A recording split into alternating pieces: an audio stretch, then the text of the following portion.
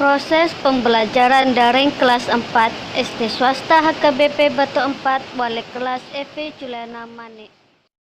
5, 4, 3, 2, 1, 0.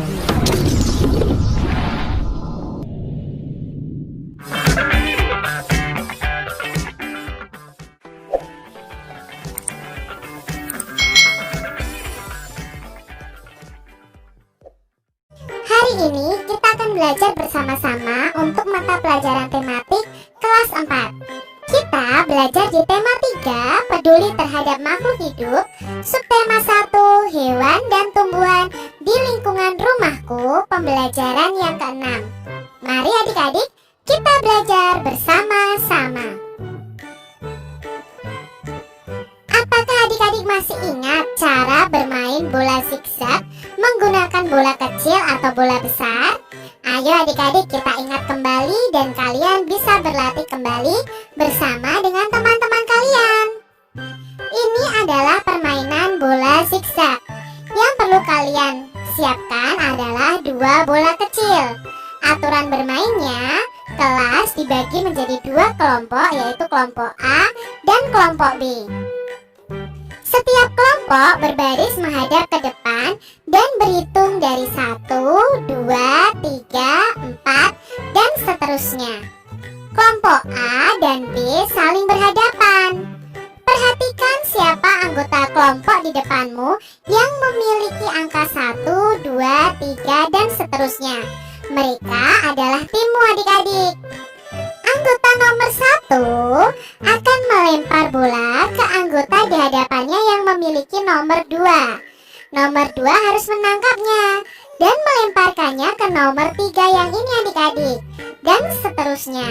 Nah, kelompok yang menyelesaikan lempar tangkap tanpa menjatuhkan bola adalah pemenangnya. Ini tadi tentang permainan bola zigzag. Bisa kalian praktekkan ya bersama dengan teman-teman kalian. Masih ingatkah adik-adik bagaimana membuat pertanyaan yang baik untuk wawancara? Nah, pada pembelajaran sebelumnya Kak Citra sudah menjelaskan tentang ciri pertanyaan yang baik. Ciri yang pertama adalah sesuai topik. Nah, saat kita bertanya saat wawancara, itu harus sesuai topik yang kita bicarakan. Yang kedua, jawabannya bukan iya dan tidak. Jadi hindari membuat pertanyaan yang jawabannya iya atau tidak. Antar pertanyaan itu ada kesinambungan. Lalu pertanyaannya itu harus menggali lebih banyak informasi. Pertanyaan yang kita berikan kepada narasumber itu harus dengan bahasa yang baik dan benar.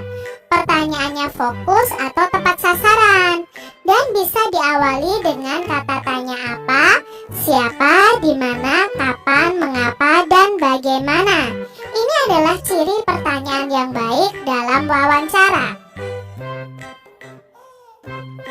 Agar hasil wawancara itu maksimal adik-adik, maka pewawancara itu berarti orang yang mewawancarai narasumber, perlu memperhatikan hal-hal penting berikut, baik sebelum melakukan wawancara, ketika melakukan wawancara, maupun setelah melakukan wawancara. Nah, sebelum melakukan wawancara, yang harus kita perhatikan adalah pertama, buat janji dulu dan minta kesediaan narasumber untuk diwawancarai. Yang kedua, tunjukkan kesan yang baik adik-adik, misalnya datang tepat waktu. Yang ketiga, kita berpakaian dengan sopan. Yang keempat, berbicara dan bersikap sopan. Lalu yang berikutnya ya, menyiapkan daftar pertanyaan yang sesuai dengan pokok permasalahan. Pertanyaan yang baik itu mengandung unsur adik simba. Adik simba itu apa sih? A, apa? D, di mana? Ya. K-nya kapan? C-nya siapa? M-nya mengapa? Dan B-nya adalah bagaimana.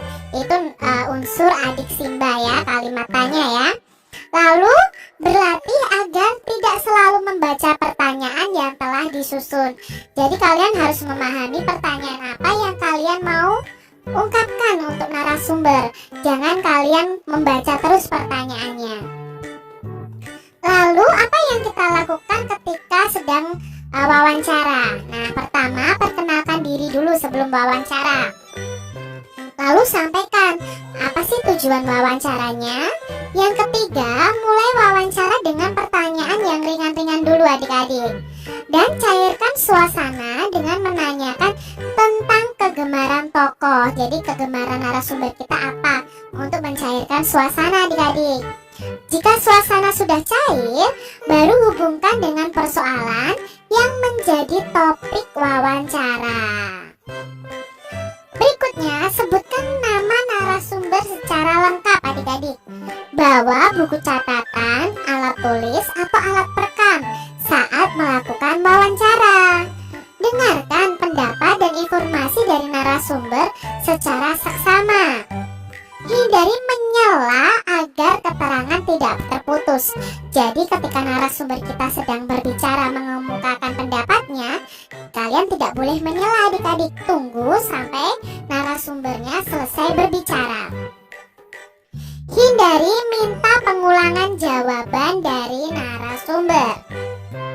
Berikutnya yang harus kita perhatikan saat sedang melakukan wawancara adalah hindari pertanyaan yang berbelit-belit. Hormati petunjuk narasumber, hindari pertanyaan yang menyinggung dan menyudutkan narasumber.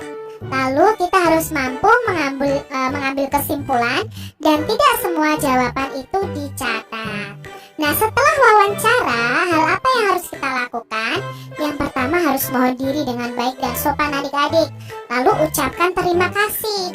Sampaikan juga permohonan maaf jika selama wawancara ada hal yang kurang berkenan. Itu yang harus kalian lakukan sebelum, saat wawancara, dan setelah wawancara.